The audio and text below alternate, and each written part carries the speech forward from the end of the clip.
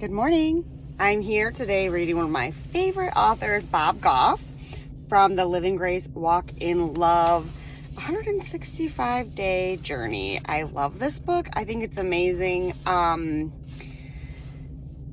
Goff is truly one in a million when it comes to sharing his faith. And if you haven't heard of him or if you haven't read any of his books, start with Love Does.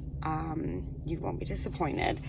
Today, it's day 346, guys, which means the year is almost over for me. Whenever you find this right now, the year is almost over. And I've really been reflecting a lot lately and deciding what I want to do with everything in the year 2024. Holy cow. So it's been crazy. Here we go. God gave us, the wise men, a direction, not a bunch of instructions. It wasn't a business trip. It was an adventure. This just works out so well. It's amazing. The angel said to her, "Do not be afraid, Mary. You have found favor with God." Luke chapter 1, verse 30. And Bob says, the story of Christmas tells us a lot about how God rolls. When the angel came to Mary to tell her what would happen, that message didn't come with a playbook of everything that would come after. When Joseph learned about his coming son, the angel didn't sit him down to explain the miracle or how to navigate the situation. Joseph and Mary were asked to trust. No more, no less. The same goes for the wise men. God showed them the star as a compass, but that was about it.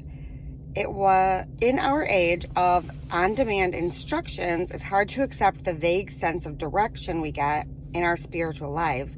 God doesn't give us the play-by-play of what's to come when he tells us to go. He just reminds us to pack light and take a lot of love. God gave the wise men a direction, not a bunch of instructions. They knew the prophets had said the Messiah would be born in Bethlehem, so they knew he had come when they saw his star hanging just above the place of his birth. They didn't hear the voice of God, and there were no angels telling them what to do next. They just had a star to point them toward the Savior. Don't get discouraged just because you don't have all the answers. God isn't sending you on a business trip. He's inviting you to join him on an adventure. It always leads to you, Jesus. This is so good for the coming new year. It's easy to have like all these plans. Oh, sorry. I lost my light. But ultimately, God's in control, and we need to accept that and just learn to love and be on this journey of just abundance and feeling the love of God all around us and spreading that love everywhere. It's just really amazing. Okay, Bob leaves us with this question.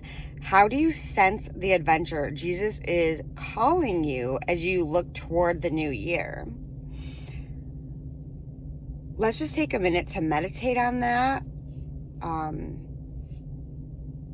It's a really good thing to think about as this year is coming to a close and the new year is approaching so quickly.